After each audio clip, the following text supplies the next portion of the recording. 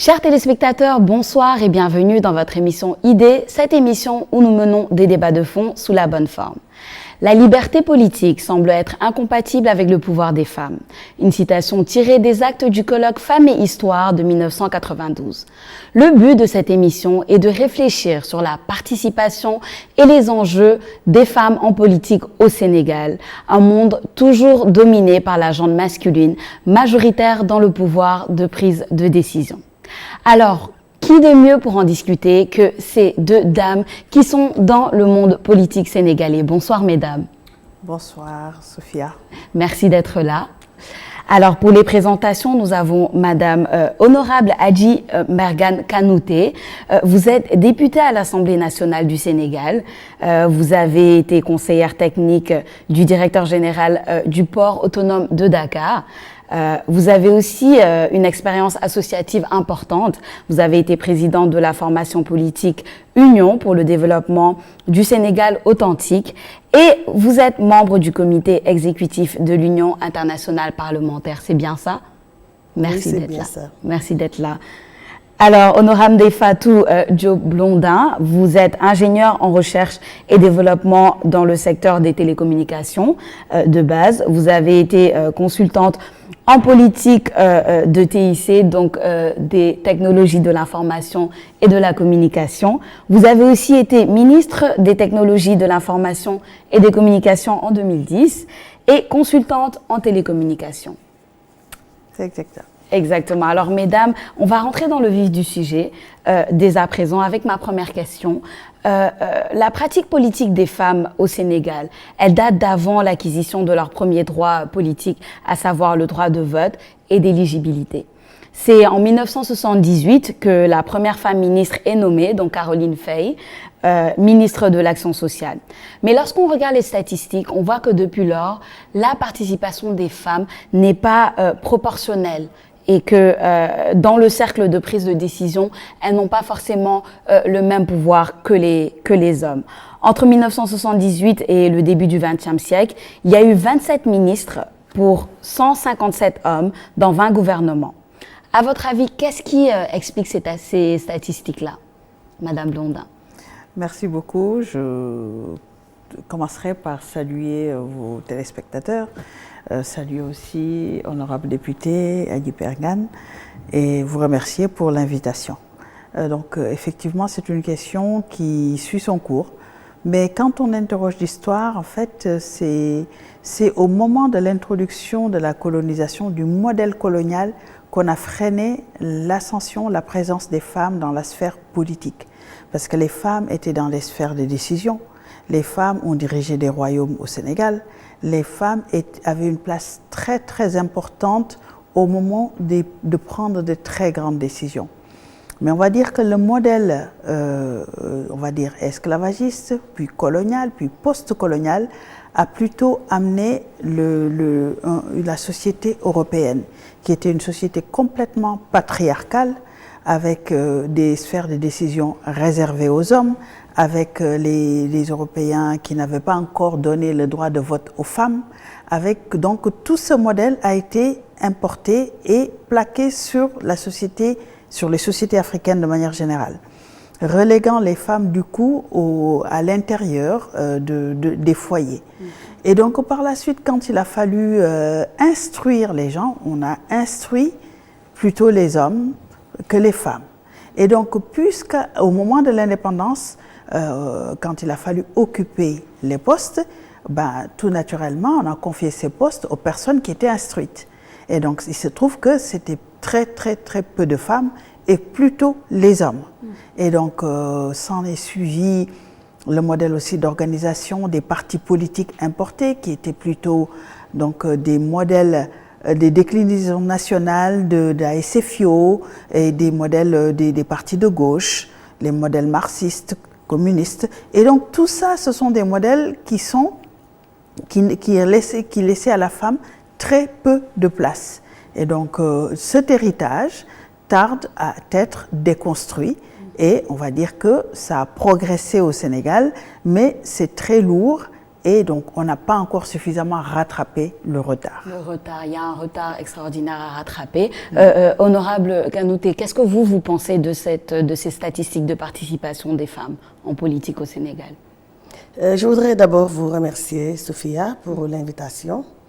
Vous me permettrez également de saluer les téléspectatrices et les téléspectateurs de ITV. Saluer ma sœur, Fatou Blondet, donc je félicite et j'encourage parce que je la suis. Par rapport donc à la participation des femmes au Sénégal, aussi bien avant l'indépendance, la période précoloniale, la période coloniale et jusqu'à aujourd'hui. Donc si on interroge un peu l'histoire, avant l'indépendance, vous avez vu que des femmes ont porté des combats, ont été dans les luttes pour la libération.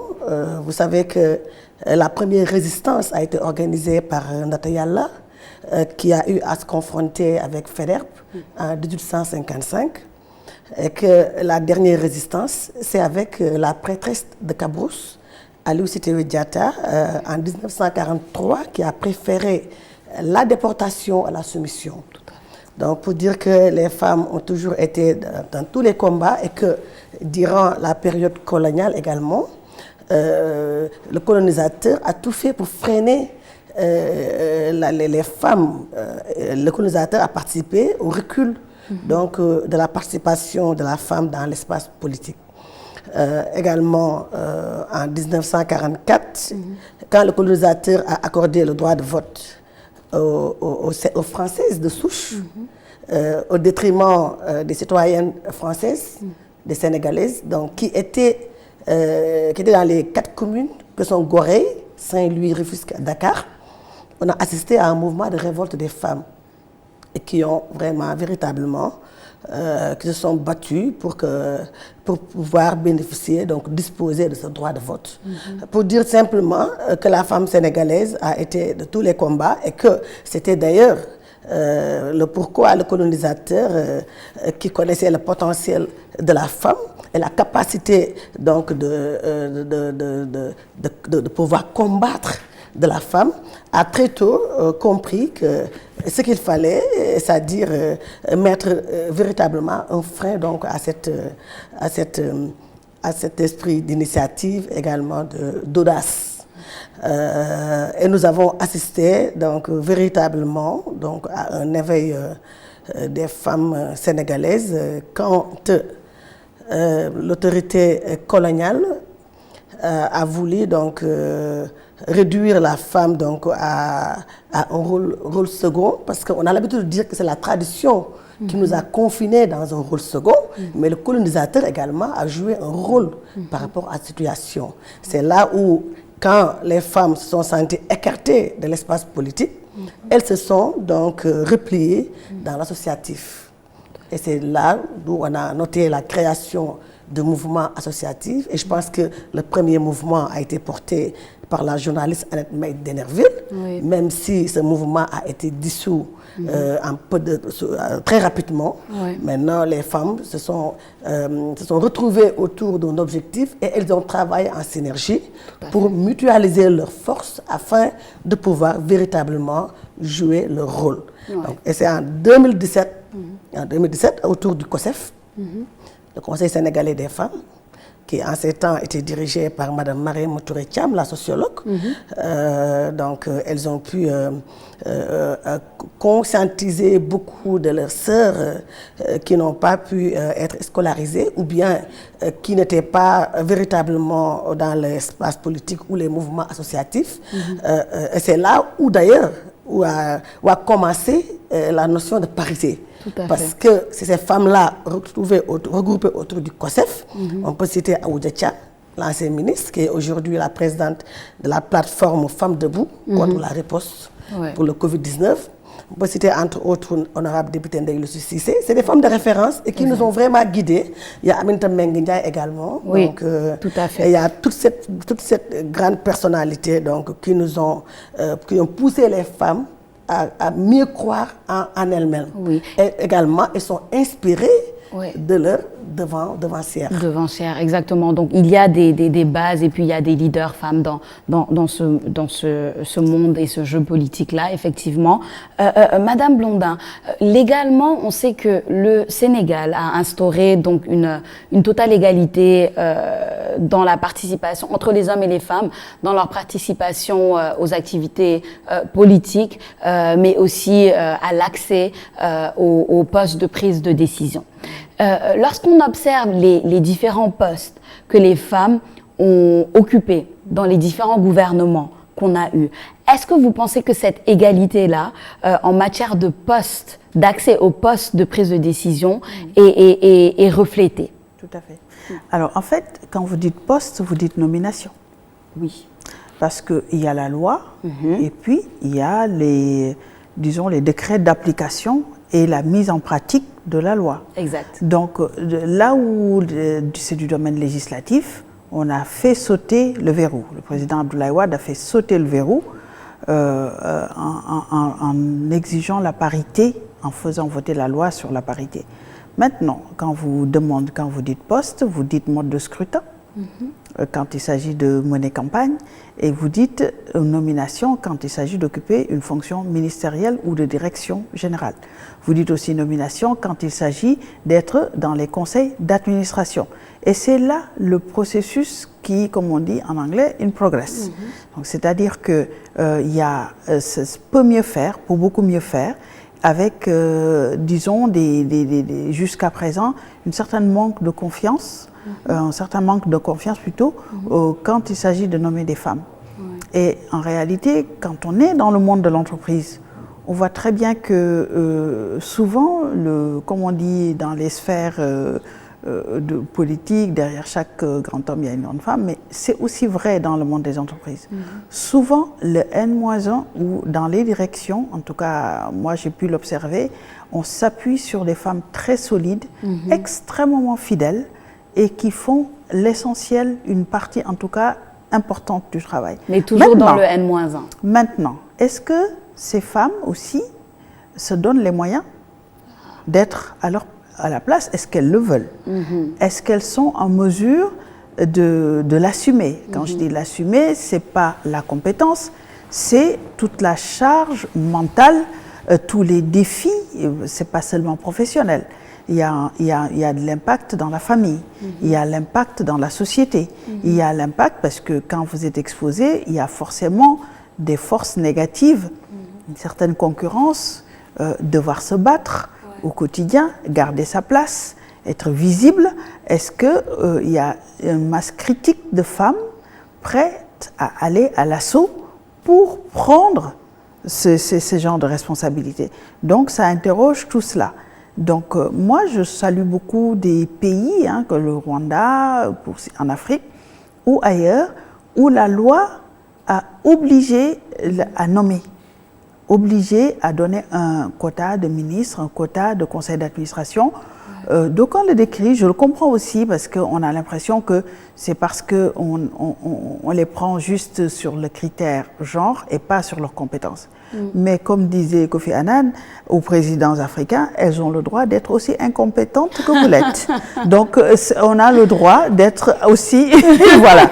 Donc ça aussi, c'est une forme de se dire, il n'y a pas besoin d'être super-héros pour y aller. Ah, c'est vrai, parce qu'il y a toujours cette notion que les femmes doivent être deux fois plus pour pouvoir... Ça, c'est justement la barrière que les femmes ont intégrée. Pour se dire, est-ce qu'on y va, est-ce qu'on n'y va pas?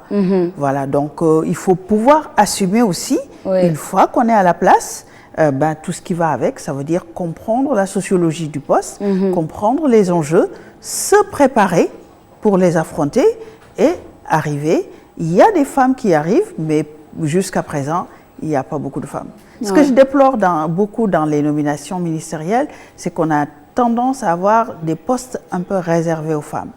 Ce qu'il faudrait, de la même manière on a nommé des femmes premiers ministres, des femmes ministres de la justice et des fonctions comme cela, quelques femmes technologiques comme nous, mais ministre des Finances, ministre des Forces armées. Exactement. Mais, voilà, des fonctions qui, dans l'imaginaire des gens, sont réservées aux hommes. En ce moment-là, il y aura le modèle positif pour d'autres femmes pour dire « elle y est arrivée, je peux y arriver ». Exactement. Voilà. C'est passionnant. Honorable Kanouté, pourquoi vous pensez qu'il existe ce manque de confiance? Déjà, selon vous, est-ce qu'il existe vraiment ce manque de confiance quand il s'agit de nommer des femmes à des postes qui peut-être typiquement, dès qu'on y pense, on pense à des hommes? Pourquoi est-ce que ça existe? Oui, moi je l'appellerai pas manque de confiance, parce que les femmes sénégalaises actuellement ont les compétences qu'il faut, ont vraiment le leadership qu'il faut, ont les capacités et les aptitudes qu'il faut. Maintenant, le problème, c'est toujours ce retard-là que nous avons accusé et qui nous porte toujours préjudice. Un retard dû au manque d'éducation et la formation. Parce que quand on formait les garçons, je prends l'exemple de l'école William Ponty, où il y avait 26 écoles dédiées aux garçons, c'était en 1910, et que c'est 29 ans plus tard, en 1939, qu'on a pu, je pense, ouvrir une section féminine pour nous, voilà, pour les femmes. Donc c'est tout ce retard-là qu'on a accusé, nous femmes, qui fait que dans le subconscient de l'homme, donc l'homme pense naturellement qu'il a toujours ce gap à rattraper. Quand nous savons pertinemment qu'il n'y a plus de gap, et que nous sommes au même niveau que les hommes, mais mieux outillés et même mieux armés, parce que même une femme non scolarisée, en elle dort un potentiel extraordinaire qu'il suffit vraiment d'exploiter et de réveiller. Donc je pense fondamentalement que ça va venir, parce que c'est un combat de tous les jours, c'est un combat permanent. C'est pas ici et maintenant qu'on peut tout avoir. Ce qui est important et qui est essentiel à ce jour, c'est les combats que nous avons eu à mener et qui portent tous ces fruits. Parce que si aujourd'hui nous avons des femmes qui portent la tenue militaire, des femmes qui sont dans la police, qui sont dans la gendarmerie, c'est important. Et si aujourd'hui, je me rappelle en 1978, vous l'avez dit tantôt, il n'y avait pas beaucoup de femmes députées à l'Assemblée. Oui. Donc il y avait juste 8 femmes, si je ne me trompe pas, et que en 1993, on est arrivé à avoir, je pense, 11 femmes sur 9 femmes ou 11 femmes comme ça sur les 109 que comptait l'Assemblée nationale. Si aujourd'hui on est arrivé à être 70 femmes pour la 13e législature et que la 12e législature, on était à 64 femmes, donc c'est des pas de géant. Donc c'est extrêmement important également. C'est vrai qu'au niveau du gouvernement, nous aurions souhaité avoir plus de femmes, parce que 20 à 25% de femmes, c'est pas important. C'est pas beaucoup. C'est pas beaucoup. Oui. Et que nous avons des femmes qui peuvent véritablement donc diriger des ministères qu'on appelle de souveraineté, parce que généralement les femmes sont confinées, donc elles sont plutôt dans des postes ministériels relatifs à la condition féminine, bien l'alphabétisation, donc la formation, l'action sociale, alors que nous avons des femmes qui peuvent vraiment porter un ministère comme le ministère des Finances, le ministère de l'Intérieur, parce que nous avons eu à avoir des premiers ministres femmes qui ont eu à assurer, qui ont rassuré et qui ont rassuré le peuple sénégalais. Nous avons également une femme qui a été directrice de la police nationale. Donc partout où on met une femme, elle fait ses preuves. Et je pense que c'est vraiment progressivement que nous allons y arriver et nous sommes déjà sur la bonne voie. Un autre sujet dont on parle souvent lorsqu'on parle des femmes, de la politique, etc., mais surtout des femmes en général, il est dit qu'il y a souvent un manque de solidarité entre les femmes qui empêcherait théoriquement l'avancement de l'égalité de fait dans l'exercice des droits en politique. selon vous, les femmes ont-elles ce devoir-là de s'unir en dehors de tout clivage partisan quelconque et de s'organiser pour une plus grande présence au niveau politique, quelle que soit leur appartenance? Moi, je ne pense pas particulièrement. Je pense que les femmes sont des Sénégalais comme les autres et qu'elles ont elles-mêmes intégré leur place dans la société. Et que donc, elles aussi, elles sont en train de travailler pour se dire pourquoi pas une femme. Moi, c'est ce que je crois. Mais il est avéré que quand il y a une femme charismatique, leader, qui fait ses preuves, elle a le soutien des femmes. Maintenant, pour arriver au poste, au-delà du soutien de l'électorat, faudrait-il encore l'état-major, qui est encore... Parce qu'en fait, c'est la pyramide. C'est qu'au-dessus de la pyramide, c'est vraiment 80% des décisions qui émanent des hommes. Donc, c'est à ce niveau-là. Donc, quand il y a une femme charismatique, est-ce qu'on lui donne l'opportunité de sortir du lot? Donc après, parce que moi je vois quand même beaucoup de femmes qui dans la politique font un travail extraordinaire et j'en veux pour preuve, on n'est pas tout à fait toujours d'accord, une femme comme Aïda Mbodj, oui. Elle travaille bien. Oui. Elle sait où elle va, elle se donne les moyens d'y aller. Mais quand il s'agit de peut-être à un moment donné de choisir qui va être et qui ne sera pas, ben, c'est peut-être pas la base qui choisit. Mais moi je pense que les femmes, en tout cas de ce que je vois aujourd'hui, d'abord elles ont intégré que la politique tout court, ça ne sert à rien, c'est la politique de développement. Alors quand on dit développement, on revient à l'associatif. Les femmes ont investi l'associatif et les programmes de développement qu'elles vivent. Et elles sont très proches de la population en général. Et donc, elles sont naturellement leaders. Chaque fois que vous rencontrez un groupement, elles vous disent, voilà, nous, il y a telle personne qui nous représente, nous savons que cette personne défendra nos intérêts quand il le faudra. Ça veut dire que cette personne doit être naturellement conseillère municipale, forcément. Tout à fait. Voilà, donc moi je pense qu'elles ont... il y a encore ce retard de se dire est-ce qu'une femme peut être président, est-ce qu'une femme peut être à ce niveau-là, mais sans plus, c'est pas parce que et les femmes, c'est juste parce que la société sénégalaise, de manière générale, est comme ça. Et il y a d'autres forces. Il y a d'autres forces religieuses. Hein, tout à fait. Des pesanteurs à ce niveau-là qui sont presque tabous, qu'il ne faut pas toucher, qu'il ne faut absolument pas aborder, et pourtant qui font partie des verrous. Tout à fait. D'énormes verrous pour faire évoluer l'image de la femme qui doit prendre des responsabilités. Parce que quand on compare, par exemple, avec le Pakistan, qui est un pays musulman, il y en a moins. Quand on part en Inde aussi, bon, etc., il y a de grands pays musulmans où les femmes ont pu lever le verrou. Mais ici, du côté quand même religieux, c'est carrément deux mondes à part. À part, oui. Alors que nous sommes sénégalais. Exactement. C'est un peu ironique aussi quand vous parlez de la question sur laquelle est-ce que une femme peut être présidente au Sénégal, etc. Ce n'est pas seulement ici qu'on se pose la question, aux États-Unis aussi, les gens se posent la question. Et on voit que malgré notre retard, quand même, on a un niveau où il y a quand même des questions communes. Oui, c'est ça, c'est ça. Madame Kanouté, tout à l'heure, on a parlé d'éducation.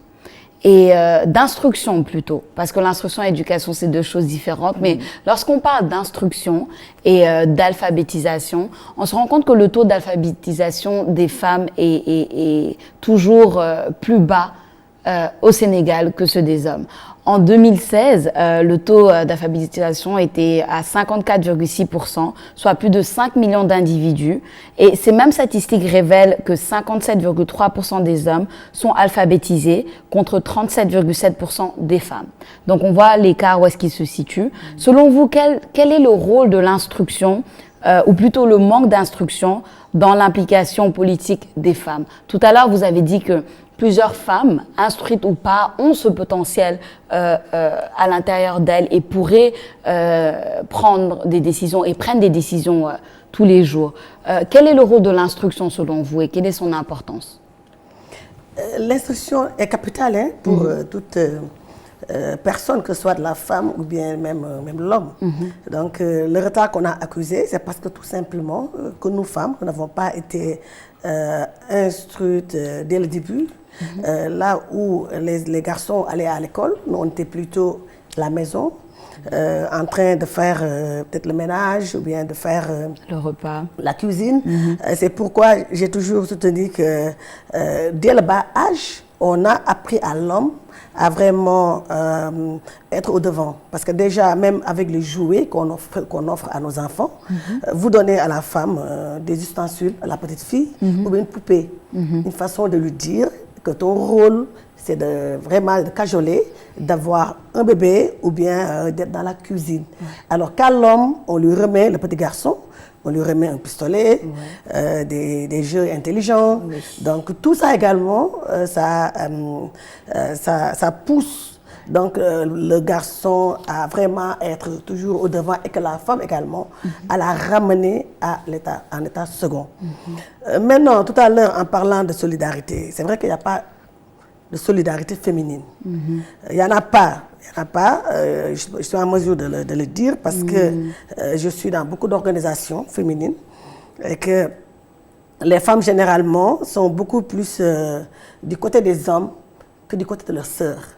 Moi, l'explication que j'ai toujours donnée à ce phénomène, c'est que nous également, les pesanteurs culturelles ont fait que la tradition a fait que très tôt, on a vécu dans des ménages polygames. Oui. Et dans ces ménages-là, où il y a la polygamie, il y a l'esprit de compétition. Toute petite, on voyait nos mamans, il y avait la compétition. Et il m'est arrivé, dans l'analyse que j'ai faite, je me suis dit, peut-être c'est de là d'où vient cette manque de solidarité entre les femmes. Et que vraiment, en évoluant dans un tel milieu, on ne peut que ne pas donner beaucoup plus de considération à l'homme, qu'on a toujours présenté comme supérieur donc, à la femme. Maintenant, nous savons qu'il a fallu la synergie d'action, donc la solidarité féminine, pour qu'on puisse arriver à la parité. Donc si nous étions beaucoup plus solidaires, nous aurions pu non seulement gagner beaucoup plus de batailles, mais tout à l'heure, vous l'avez dit, on peut arriver à ce que au Sénégal, qu'on puisse avoir une présidente de la République du Sénégal. Parce que tout simplement, nous constituons donc la majorité de la population. Mais étant limité vraiment par cette notion de manque de solidarité, donc il est quasiment, je ne dirais pas impossible, mais il est difficile d'y arriver. Mais nous espérons, avec la nouvelle dynamique, et que l'éveil de conscience, que nous pourrions un jour donc, arriver donc, à avoir une femme qui serait présidente de la République et qu'également nous pourrions arriver à avoir plus de femmes dans le gouvernement. Vous l'avez vu dernièrement avec les élections, donc il y a eu des femmes candidates, mais malheureusement, qui n'ont pas pu vraiment atteindre. Et on reviendra même sur ça, d'ailleurs, pour voir ce que vous en avez pensé, toutes les deux, de cette situation qui s'est passée en 2019, avec les élections. Mais juste avant ça, j'aurais bien aimé que chacune d'entre vous, si vous pouviez revenir en résumé, en juste quelques minutes, sur vos parcours politiques respectifs, en peut-être ressortant un peu ce qui vous a le plus marqué dans vos parcours et pourquoi est-ce que chacune, en fait, vous avez décidé de vous investir en politique au moment où vous l'avez fait. D'accord. Je voulais juste aussi rajouter par rapport à ce qui a été dit, la déperdition scolaire. Parce que vous parliez de taux de scolarisation. Aujourd'hui, quand au primaire, il y a plus de filles que de garçons. Oui. Aujourd'hui. Oui. Mais alors, les mariages précoces, les ambitions qu'on veut pour sa fille, pour faire le grand jour, il y a beaucoup de déperdition scolaire, ça fait partie aussi de la question. Moi, je suis arrivée à la politique très tard, puisque j'ai passé beaucoup d'années, moi, plutôt dans le monde professionnel, dans le secteur privé, où la très grande majorité étaient des hommes, voilà, très très peu de femmes, très souvent la seule femme. Voilà. Et donc, mais par contre, c'est un domaine où ça ne pose pas de problème particulièrement. On cherche la diversité. Donc, j'étais à l'étranger aussi. On cherchait d'autres nationalités pour la créativité parce que c'est la recherche. Donc, il n'y a pas ce problème en tant que femme, c'est plutôt discrimination positive que j'ai vécue. Voilà. Donc, à l'issue de cela, ou par le hasard des rencontres, à travers mon travail de consultante en technologie de l'information et de la communication dans des pays africains, j'ai rencontré le président Abdoulaye Wade. Et donc c'est comme ça que, par des billets de projet, que je suis arrivée ministre des TIC. Je ne faisais pas de la politique. Je ne faisais pas de la politique. Et j'avais même une idée très très sévère de la politique en ce moment-là, très très sévère, très négative. Et donc, j'y suis arrivée par les questions d'association de développement. Parce que par contre, ça fait très longtemps que je suis investie dedans, dans la localité d'où je suis originaire, à Mbour, avec les femmes marieuses, avec les femmes qui font de la transformation, avec voilà, cette population-là. Nous travaillons ensemble sur beaucoup de projets et je vois vraiment énormément de potentiel, ce qu'elles sont capables de faire avec très peu de moyens, les difficultés qu'elles rencontrent au quotidien et tout ça. Et puis à un moment donné, à côté de ce travail de terrain, on était plutôt dans ce qu'on appelle un think tank, c'est-à-dire production d'idées. On travaille sur des projets au service de notre pays. Donc à travers la plateforme Avenir Sénégal bi ñu bëgg, où vraiment on prenait des domaines et puis on dissertait là-dessus, on faisait un document qu'on présentait au président. Donc à un moment donné, on s'est rendu compte que ils en ont rien à faire de tout ça, de tous nos conseils, et c'est comme ça que l'idée est venue effectivement, on prend nos destins en main et non seulement ce travail associatif, on le fait avec très peu de moyens, alors qu'il y a des institutions qui sont dédiées pour là, il y a des budgets qui sont dédiés pour cela. Et donc, participer à la politique, c'est une façon de mieux le faire. Ces idées aussi que nous partageons, que nous décidons, et qui n'intéressent pas le pouvoir du moment, si on veut que ça se mette en œuvre, il va falloir qu'on prenne notre responsabilité en participant au volet politique. Et c'est comme ça que, chemin faisant, moi je suis entrée dans la politique. D'accord, d'accord, c'est un parcours très intéressant. Et vous, honorable Kanouté, qu'est-ce qui vous a inspiré, qu'est-ce qui a fait votre parcours politique? Oui, d'abord, je voudrais dire par rapport au taux de scolarisation. Oui. Aujourd'hui, une étude a montré que la tendance est en train d'être renversée. Avec la discrimination positive, on a maintenant plus de filles que de garçons dans les écoles. Et cela, donc, nous restons optimistes parce que ça veut dire que nous aurons très très prochainement plus donc de filles instruites donc, que de garçons. Maintenant, pour en venir à mon parcours politique, comment je suis rentrée dans la politique, je peux dire que moi, je suis un produit du mouvement associatif. Je suis rentrée en politique en 2007, donc ça fait pas longtemps que je suis rentrée en politique. C'est vrai que j'ai subi la politique. Je l'ai subi pendant plus d'une dizaine d'années. Et comment je l'ai subi? Parce que j'ai vécu pendant plus de 10 ans chez mon oncle, le professeur Iba Der Thiam, où se tenaient beaucoup de rencontres d'hommes politiques, où nous recevions donc régulièrement des personnalités politiques comme le président Abdoulaye Wade, le président Idriss Seck, les Landing Savané, les Bathily.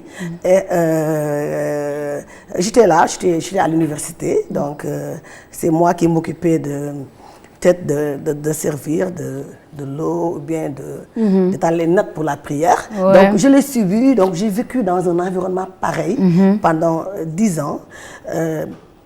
Mais cela ne m'a pas fait, donc, n'a pas fait que je sois concrètement donc, dans le terrain politique. Nonobstant donc, ce vécu, j'étais dans les mouvements associatifs parce que je suis la présidente de Protect Children Taxawu Xale Yi, une association qui lutte contre toutes les formes de violence donc des femmes, des enfants, particulièrement les abus sexuels, donc le viol, etc. Ouais. Également, je suis la présidente du réseau Femmes et Développement. Donc tout ça, c'est des casquettes. Donc moi, j'avais, avant d'entrer en politique.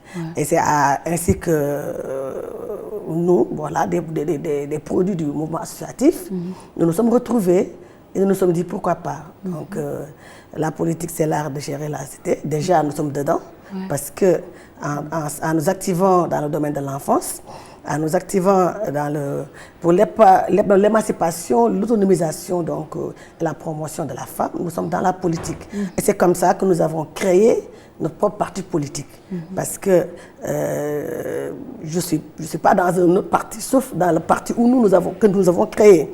Et je suis présentement donc, la présidente de cette formation politique qui est l'Union pour le développement du Sénégal, UDS. Et là, c'est avec beaucoup de regrets que je constate que nous sommes peut-être 3 ou 4 femmes chefs de parti, parce qu'à part moi, il y a Ndella Madior, il y a Amsatou Sidibé, et il y a également Marème Wanli. Donc, c'est pourquoi toujours nous invitons les femmes à vraiment croire en elles-mêmes, à mettre en place des... c'est difficile de diriger, d'être chef de parti, c'est difficile, parce que généralement, les femmes cherchent ce qu'il y a de plus facile, ça veut dire d'intégrer un parti politique, et vraiment avec le potentiel donc, qu'on a de pouvoir prétendre à occuper des postes de responsabilité. Mais c'est extrêmement important que nous également, nous puissions nous organiser, mettre en place nos propres formations politiques pour pouvoir... Et puis éviter dans les partis politiques de vraiment... quand on dit qu'il y a un poste pour les responsables de l'organisation, la femme est d'office candidate, donc poste pour la restauration, la femme est d'office candidate, donc poste pour la mobilisation et l'organisation. Donc il faudrait maintenant que les femmes puissent aller vers des postes de responsabilité, comme les postes de porte-parole au niveau des partis politiques, postes de secrétaire politique. Donc c'est des postes extrêmement importants qui permettent à la femme véritablement de pouvoir jouer le rôle donc, qui est le sien. Donc c'est comme ça que je suis entrée en politique. Parfait. Et qu'aujourd'hui, voilà, je suis... dans une coalition qui est la coalition Benno Bokk Yakaar. Et avant cette coalition, j'étais dans la coalition Macky 2012. Nous avons porté le président avec le peuple donc, au pouvoir en 2012. D'accord, parfait. Est-ce que je peux juste compléter bien parce sûr, que j'ai pensé à quelque chose qui est quand même important. Peut-être que certaines personnes qui l'écouteraient vont m'en vouloir. Voilà, je suis issue d'une famille très intellectuelle. Donc la politique, c'est sous forme pratiquement de combat au quotidien. Donc très très jeune, dans le quartier, c'était à l'époque, il fallait forcément être d'un côté ou de l'autre, avoir fait ses armes en termes de littérature pour défendre ses idées. Et donc c'était très bouillant intellectuellement, très très bouillant. Souvent pour moi, je suis arrivée dans la politique sur le tard, mais après quand on retrouve un peu les amis du quartier, les amis du lycée, la famille où il y a de tout, où il y a de tout et chacun est de son côté et dans le respect mutuel. Et surtout dans vraiment la production d'idées et de projets de société. Voilà, donc ça fait partie quand même à côté du côté social et développement. Tout à fait, c'est important à rajouter, merci pour ça. Écoutez, peut-être j'aimerais terminer en revenant sur le point de tout à l'heure qui était les élections en 2019. Ce qui s'est passé, c'est que les candidats qui ont eu l'occasion de compétir étaient tous issus de la gente masculine. Il y avait 3 femmes qui étaient en lice et elles ont été victimes du parrainage. Donc on a tous vu ça se passer, ce qui fait qu'on n'a pas eu de candidate en 2019.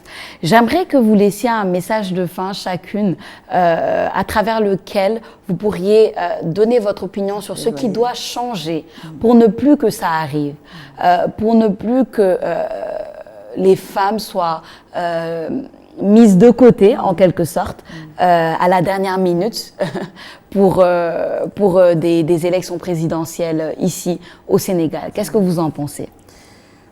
Pour les élections de l'année dernière, 2019, c'était assez particulier. Évidemment, les femmes en ont fait les frais, mais pas seulement les femmes. Parce que ça interroge beaucoup de choses. Ça interroge le parrainage.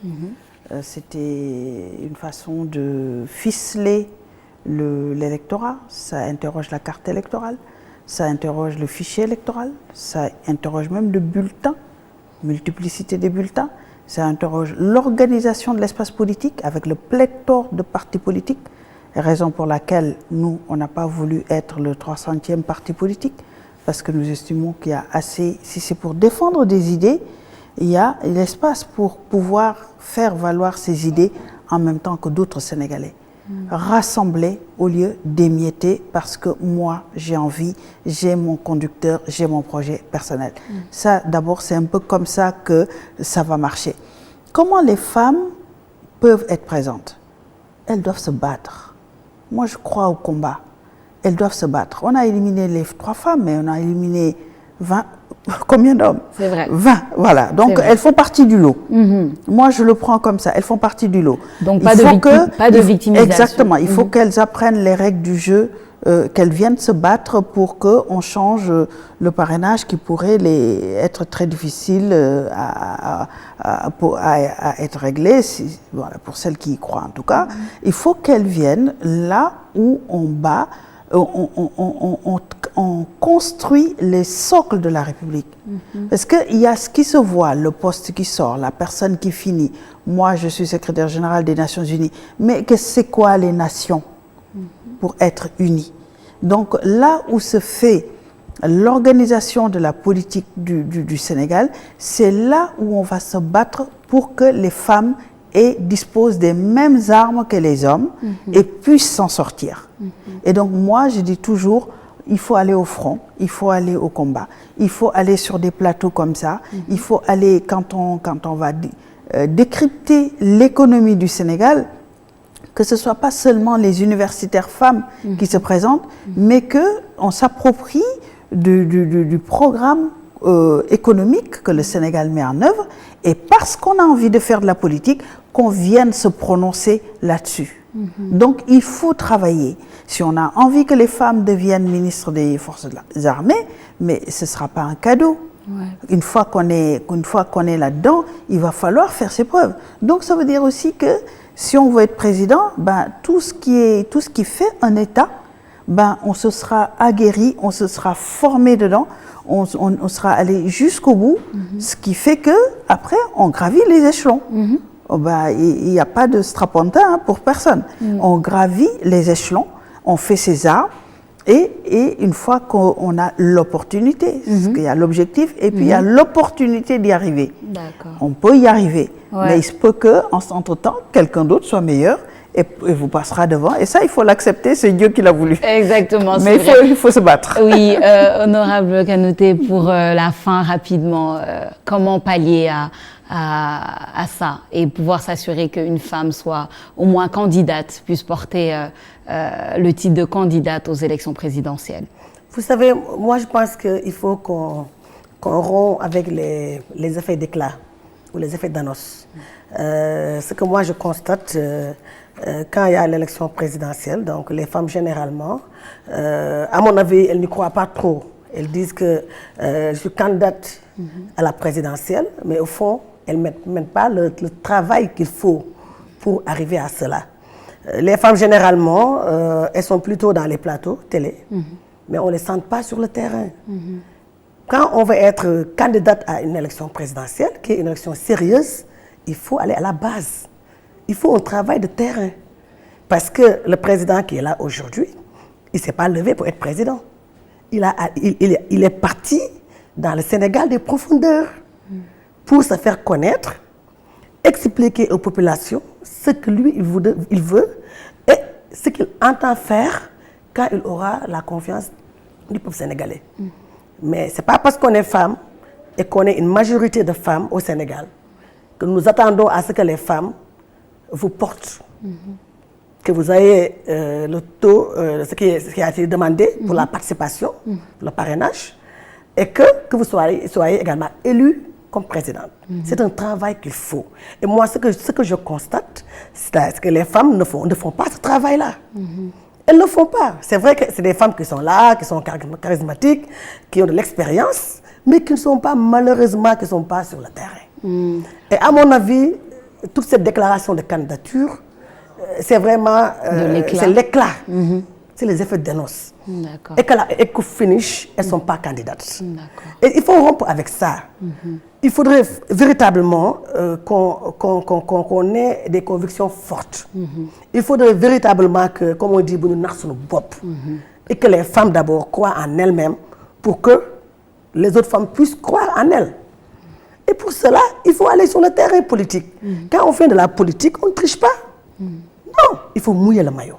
C'est ça le mot. Il faut mouiller le maillot pour vouloir être candidate ou bien pour vouloir être porté à la magistrature suprême ou également pour vouloir vraiment avoir le nombre de parrainages requis. C'est dommage. Vraiment, moi je le dis sincèrement. C'est ça à quoi nous assistons. Moi j'aimerais beaucoup voir une femme à la tête de ce pays-là. Ce n'est pas pour rien que nous avons mis en place des partis politiques. Nous sommes tous sur le terrain, nous nous battons parce que nous voulons quelque chose. Tout à fait. Mais vous ne pouvez pas être dans les salons ou bien envahir les médias. Tous les jours, on vous entend dans les médias et qu'à la base, on ne vous connaît pas. Quand une candidate à la présidentielle, vraiment, je dirais que la dimension politique se limite à un département ou à une région et vouloir prétendre diriger le pays et avoir le nombre de parrains requis, c'est illusoire. C'est illusoire. Il faut vraiment qu'on mette le paquet, qu'on mouille le maillot pour pouvoir vraiment prétendre être présidente de la République du Sénégal. Oui, une femme présidente de la République du Sénégal, peut-être un jour, qui sait, on verra. En tout cas, merci à toutes les deux pour cet échange vraiment riche et très instructif. Chers téléspectateurs, vous avez suivi votre émission Idées, cette émission où nous menons des débats de fond sous la bonne forme. Je suis Sophia Ba et je vous donne rendez-vous prochainement sur ITV.